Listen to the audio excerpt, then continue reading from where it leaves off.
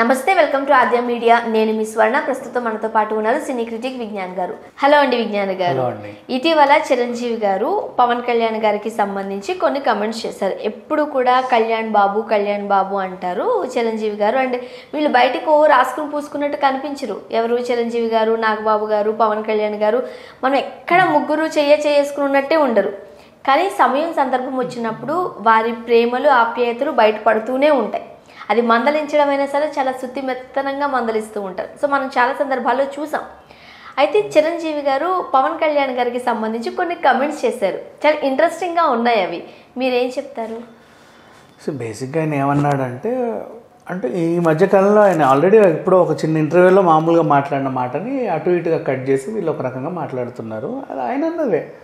ఇప్పుడు ఆయన ఏమన్నాడంటే, నేనంటే డ్యాన్సులు బాగా చేస్తాను, ఏదో ఇట్లా ఉంటుంది. పవన్ కళ్యాణ్కి సరిగ్గా యాక్టింగ్ రాదు, డ్యాన్స్ సరిగ్గా చేయడు, కానీ ఆయనకి అభిమానులు ఎంతమంది ఉన్నారో చూడండి. అట్లానే ఎక్కువ సినిమాలు కూడా చేయలేదు, కానీ వాడి అభిమానులు చూస్తే మాత్రం ఈరోజు కళ్ళు చెదిరేలాగా ఉంది, ఆయనకి ఎంత బలగం ఉంది అని గర్వపడుతున్నాను అన్నట్లుగానే మాట్లాడారు. కానీ అది లేదు. కాకపోతే ఒక 2 పాయింట్లను జనాలు పట్టుకొని ఏమనుకుంటున్నారంటే, చిరంజీవి గారి నోటి వెంటే పవన్ కళ్యాణ్కి నటన రాదు, పవన్ కళ్యాణ్ ఎక్కువ సినిమాలు చేయలేదు, పవన్ కళ్యాణ్ డ్యాన్స్ రాదు అనేసరికి కొంచెం అలా తీసుకున్నారు అంతే. అండ్ నెక్స్ట్ అలాగే ఆయన సినిమా ఫ్లాప్ అయినప్పటికీ కూడా తొలి రోజు కలెక్షన్స్ ఎక్కువ వస్తాయి అని చెప్పేసి అన్నారు. నిజమే ఈ విషయం మాత్రం. పవన్ కళ్యాణ్ గారి సినిమా నిజంగా ఇప్పుడు కొన్ని ఫ్లాప్ సినిమాలు ఉన్నప్పటికీ, ఈవెన్ అజ్ఞాతవాసి కూడా ఓపెనింగ్ కలెక్షన్స్ 89-92 కోట్లు ఎంత వచ్చాయి యాక్చువల్ చెప్పాలంటే. అంటే ఆయనకి ప్రీ బిజినెస్ ఎక్కువ అవుతుంది, మనకు తెలిసిన విషయమే. అండ్ ఫస్ట్ డే కలెక్షన్స్ కూడా బాగా వస్తాయి. అసలు జానీ సినిమాలో మనం పవన్ కళ్యాణ్ గారిని చూడలేము. అబ్బా అస్సలు బాగోరు. ఒక రకంగా ఎంత అందమైన ముఖం. అక్కడ ఏదో అయిపోయిందేమో, ఏదో జబ్బు పడిన వ్యక్తిలా అయిపోయారేమో అని అనుకోలేదు అప్పట్లో. అయినా సరే మరి అది జానీ వేరు. మళ్ళీ అది మంచి హిట్. రేణుదేశాయితో కాంబినేషన్లో మళ్ళీ అందరూ చూశారు. అప్పటికి వాళ్ళ పెళ్ళి హడావిడి వార్తలతో ఆ జంట కొంచెం మెప్పించింది అందరినీ. అంతవరకు ఓకే డన్.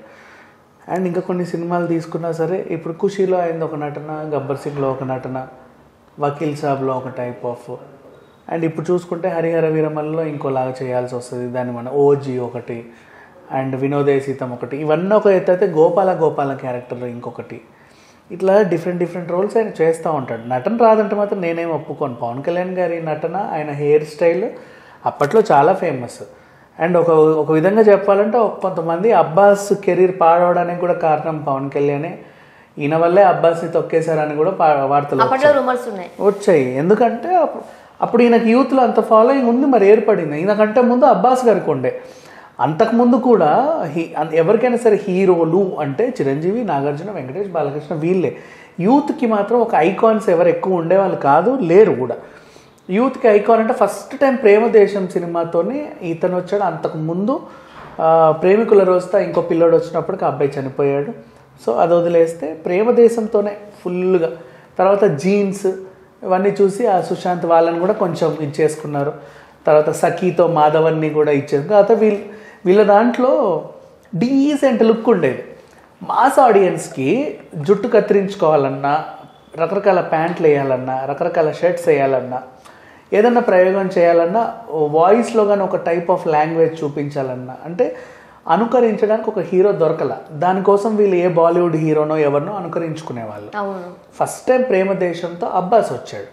అబ్బాస్ వచ్చేసరికి ఆ హెయిర్ కట్ బాగా స్టైల్ అయిపోయి, అప్పట్లో ఏ సెలూన్కి వెళ్ళినా సరే ఒక మెనూ లాగా అబ్బాస్ కటింగ్ అని ఉండేది. సో ఆ తర్వాత అనంతకాలం, కొద్ది కాలంలోనే ఆ సినిమా తర్వాత ఆయనకి పెద్దగా పేరున్న సినిమాలు ఏమి రాకపోవడం, 2-3 సినిమాలు చేశారు కానీ పెద్ద హిట్ కాలేదు. రాజహంస ఏవో ఉన్నాయి. తర్వాత నరసింహలో ఎప్పుడైతే ఆ రోల్ చేశాడో, పేరుకి హీరోనే కానీ ఎక్కువ పేరు వాళ్ళిద్దరికి వచ్చేసరికి వీళ్ళు సైడ్ క్యారెక్టర్లు అయిపోయారు. అప్పటి నుంచి సైడ్ క్యారెక్టర్లే వచ్చాయి. నీ ప్రేమకై లాస్ట్ హిట్ అబ్బాయికి నన్ను అడిగితే లయ్యతో, సేమ్ మళ్ళీ వినీత్తో, అంతే. ఇంకా ఏం లేదు. ఓవరాల్గా సరే ఆ అబ్బాయిని వదిలేసి నెక్స్ట్ ఆ ప్లేస్ని రీప్లేస్మెంట్ చేసింది పవన్ కళ్యాణ్, అంతే తప్ప ఆయన్ని తొక్కి పవన్ కళ్యాణ్ గారు వచ్చారని కాదు. ఎందుకంటే ఆయన కెరీర్ మన కళ్ళ ముందే పాడైంది. ఆయన హిట్లో ఉన్నప్పుడు మనం ఏదో చేసామంటే ఏమన్నా అనుకోవచ్చు, కానీ ఎవరో వచ్చి అట్లేం లేదు, కళ్ళ ముందే పోయింది. సో తర్వాత పవన్ కళ్యాణ్ గారు వచ్చాక ఆయన ఆ హెయిర్ స్టైల్ పవన్ కళ్యాణ్ గారు కళ్ళు ఫస్ట్ ఆ హెయిర్ స్టైల్ నుంచి అంటే ఇట్లా బొమ్మ వేసేసేవాళ్ళు అనమాట. రీజన్ ఇట్లా మీసాలు అట్లా వేసేసేవాళ్ళు, బియ్యం దాంతో వాటితో ఆవాలతో వీటితో ఎక్కడ పడితే అక్కడ చేసేవాళ్ళు. ఆ హెయిర్ స్టైల్ బాగా హిట్. మళ్ళీ ఆయన నడిచేటప్పుడు కూడా ఊకే ఎగురుతా దునుకుతా ఉండేసరికి యూత్కి అట్రాక్ట్ అయిపోయి అట్లా బాగా ఫేమస్ అయ్యాడు. నెక్స్ట్ వెంటనే ఆయన కార్లు ఎక్కించుకోవడం, రాళ్ళతో కొట్టించుకోవడం అవన్నీ చేసినప్పుడు అరే నిజ జీవితంలో కూడా ఇలా చేశాడంట అప్పట్లో ఆ వార్తలు వచ్చాయి. సో ఆయన మీద కొంచెం జనాలు పాజిటివ్ ఇంపాక్ట్ పెరిగింది, అందరికీ ఫ్యాన్స్ అయిపోయారు. ఆ తర్వాత వెంటనే ఆ స్టైల్ ఆయనకి రమణ గోకుల అనే ఒక మ్యూజిక్ డైరెక్టర్ సెట్ అయ్యేసరికి ఆ వాయిస్ కాస్త డిఫరెంట్గా ఉండేసరికి పవన్ కళ్యాణ్ గారి వాయిసే ఇట్లుంటదేమో అని చెప్పేసి సూపర్ డూపర్ హిట్ అయిపోయిన పాటలు డిఫరెంట్ సాంగ్స్ బాగా గుర్తు చేస్తారు, అసలు మర్చిపోయారు చాలా మంది రమణ గోగులు. అవును, సో అట్లా సెట్ అయిపోయింది. ఆ రకంగా వచ్చేసరికి ఆ బద్రి అంటే బోల్డ్గా హీరోయిన్కి లిప్ లాకులు పెట్టడం, రొమాన్సులు చేయడం అనేవి అప్పటి వరకు కూడా సినిమాలో పవన్ కళ్యాణ్ తెచ్చాడు. ఇప్పుడు వెంటనే అక్కడ ఫ్యామిలీ ఉండగా ఇటు తీసుకొచ్చి ఆమెతో రొమాన్స్ చేసి మళ్ళీ పంపించడం, ఇవన్నీ ఇతనే ఫస్ట్ తీసుకొచ్చింది. సో అంటే ఆయనకు కూడా లిబర్టీ ఏంటంటే ఇండస్ట్రీ మాదే, మా వాళ్ళదే అన్న ఫీలింగ్తో ఆయన ఫ్రీగా చేసేసాడు. బాగా పండినాయి కూడా. అంటే అప్పటి వరకు హీరో అంటే కాస్త సీరియస్గా ఉండాలి, ఇలా ఫైట్లు చేయాలి, ఫైట్లు కూడా ఒక క్రమబద్ధంగా చేయాలి, ఇట్లా అనుకున్న దాన్ని ఒక రకంగా చెప్పాలంటే పవన్ కళ్యాణ్ గారు తన స్టైల్లో బ్రేక్ చేశారని అనుకోవచ్చు. క్యాజువల్గా నడడం, క్యాజువల్గా కొట్టడం కూడా ఒక పాటలో ఫైట్ అయిపోతూ ఉంటుంది.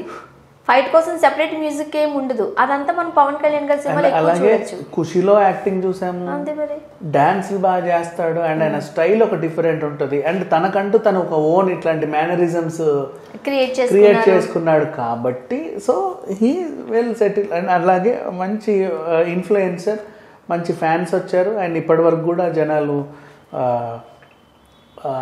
ఆదరిస్తున్నారు అంటే ఓకే డన్. సో ఈ రకంగా చిరంజీవి గారు ఆయనకి డ్యాన్స్ రాదు, యాక్టింగ్ రాదు అనేది మాత్రం నేను అంటే ఆయనతో కంపేర్ చేసుకొని చెప్పుండొచ్చేమో, కానీ అది కూడా ఉండొచ్చు. తమ్ముడు కదా, సరదాగా కూడా అంటాము ఏంటి కెమెరాలు వెళ్ళు ఇట్లా మాట్లాడుకుంటాము, ఆ క్యాజువల్ గా కూడా అని ఉండొచ్చు కదా. మేబీ దీన్ని ఇక్కడ తోకలు కట్ చేసి దాన్ని మాత్రమే చూపిస్తున్నారు. అంతే తప్పించి ఇంకేం లేదు, లేకపోతే అట్లా అనరు బేసిక్గా. అండ్ ఇప్పుడు ఆయన రాజకీయ ఎంట్రీలో కూడా చిరంజీవి గారు వచ్చి ప్రచారం చేస్తే బాగుండని కూడా చాలామంది ఎదురు చూస్తున్నారు. ఈవెన్ ఆల్రెడీ నాగబాబు గారికి ప్రమోషన్ వచ్చింది.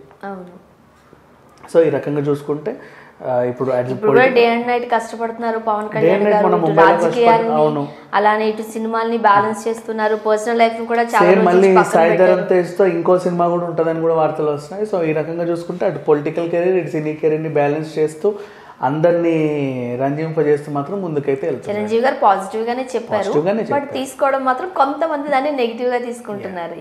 Thank you so much.